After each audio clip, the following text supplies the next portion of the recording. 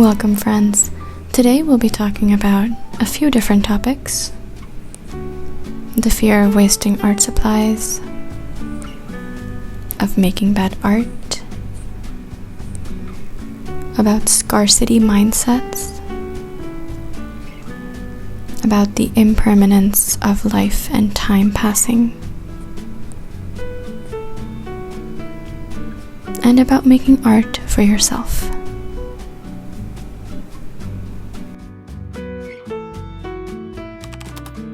Did you ever have this thing where you thought you were wasting your art supplies just by using them?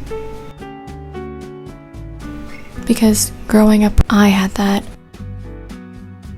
I didn't have access to art supplies the way I do now. So every marker had to be used efficiently. Every page had to be worth it. The stress of making sure everything was optimized and not wasted was so huge. But how can you optimize when you're just learning? You don't know how the product works yet. You don't know how to make it work for you. You're gonna have to let loose and learn it. Experimenting is such a luxury that a lot of people don't really realize they have. For some of us, you buy one thing, it has to last. You protect it. I think my Poscas were one of the biggest reasons I was able to get over that hump. I was finally like, okay, maybe it's time. Maybe it's time to use them before they dry out. That's worse, right? That's actually wasting money. Why buy it if I'm just gonna throw it out? So I kind of used that as motivation to use the markers. And I tried really hard to get out of that scarcity mindset that a lot of us have. And once I started, I surprisingly couldn't stop. I began using my art supplies in earnest. All the ones I bought, all the ones that were collecting dust. And another thing was the fear of using my sketchbooks. Because I'm ruining the pages, the pristine, perfect pages, with my bad drawing and my bad art and my bad scribbles. So that was another thing to get over.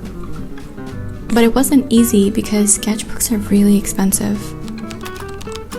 The one I'm using right now is a Lekstrom. I don't know how you pronounce it. In retrospect, the pages are a little thin for my liking, but in the moment when I got it, I was so happy. I felt like, wow, look at me moving up in the art world, even though literally nothing had happened yet. And it just really helped me let go. I had to really work on the idea that something was only worth drawing if it was going to be good. The fear of making bad art really consumed my entire life. A side thing of this was how I would be perceived for making bad art. People would judge me, mock me, make fun of me. And as someone who has kept her inner self so shielded, this was just something that I really didn't want to deal with. So yeah, that's the trifecta. First, wasting supplies, then being scared of opening sketchbooks, and finally, the big one, the fear of making bad art. So silly in retrospect. And over time, you're gonna have a sketchbook filled with 30 pages of bad scribbly work, but you'll have one gem. You'll have one page that you absolutely love, and you could not have gotten to it without the terrible pages.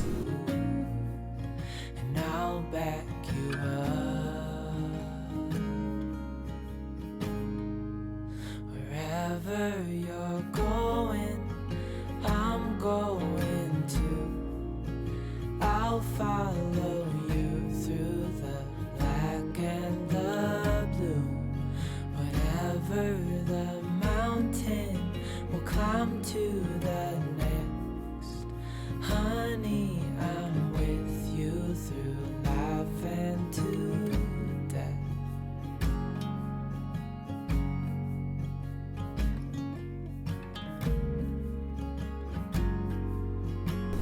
Have you also noticed that we're running out of time?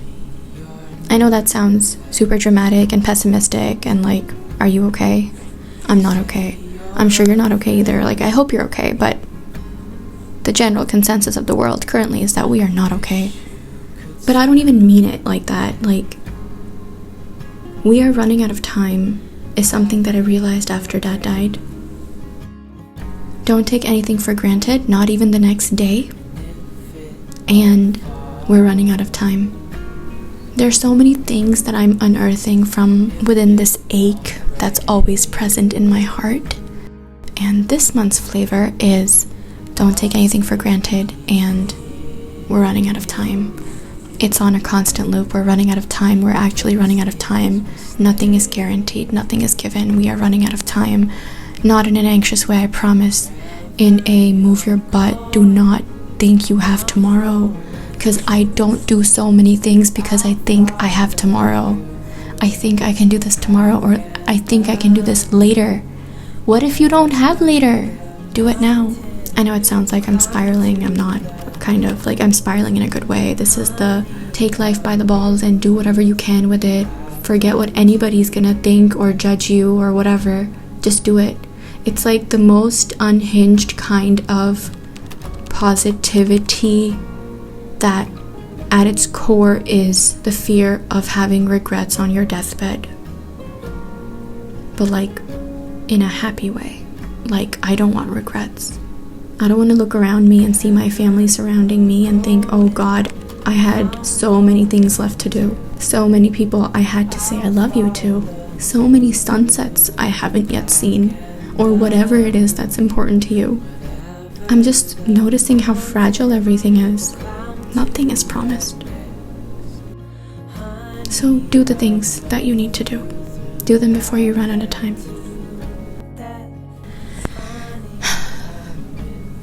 So now when I make art, I try to be honest. Even when it's messy and cringy and weird and gross, even when like I'm not sure what I'm doing. I try to use every page, and I try to let my feelings have space, and I try not to focus too much on the aesthetics of it all.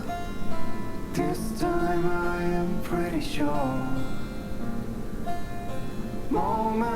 I'm dealing with a lot these days because Dad died 3 months ago. It feels longer. It feels like it's been longer, but it's not. It's just been 3 months. And then my cat passed away a month ago. And then my cousin passed away 5 days ago. So there's been a lot of death in a very short amount of time.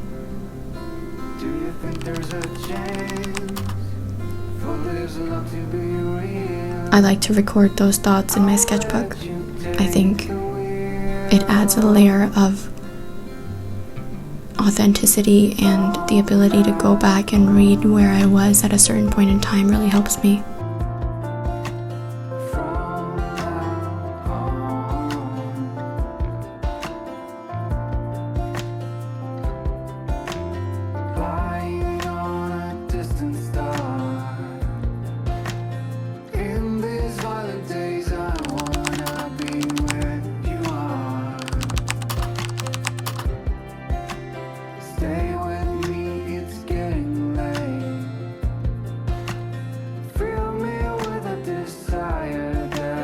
I think I always had this desire to have a journaling notebook and a scrapbook and a sketchbook, but I'm way too scattered to actually manage all of them.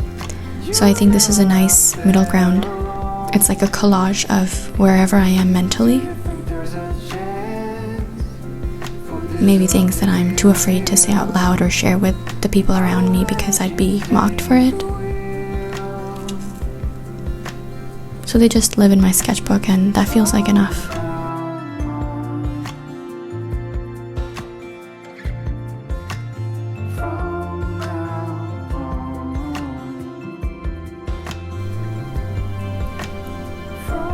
This is what I'm learning to do now. Make space for joy, for mess, for bright colors and weird shapes and small things no one will ever see but me. Because who am I really making art for? Who is all of this actually for? It's for me, right? It's for understanding myself better and making myself feel better, feel more connected, feel more calm, feel more centered. I think there is so much freedom after you realize that most of your art is just for you. At least it can be. You don't have to make a certain thing of a certain caliber. You just have to make something that's true to you. I used to want every page to be good. Who doesn't, right? But now I just want it to be honest. Sometimes that means flowers and bright colors, and sometimes it means little handwritten notes that I'm not sure I'll ever read again. But these are all fragments of me that I've stopped hiding from myself. Being perceived as such a difficult thing to wrap my mind around. But at least I know who I am. At least I am discovering who I am, and I think that is the most important thing of all. I don't think I was ever bad at art. I was just afraid. I don't think any of us can be bad at art in that way. These fears, they trap us, afraid of wasting, afraid of being seen, afraid of being ordinary. But you gotta learn to use everything while you still can. The sketchbooks, the markers, the grief, the joy. Express it, document it, sit with it. That's what art really is. A way of noticing what's here before it's gone. Thanks for watching.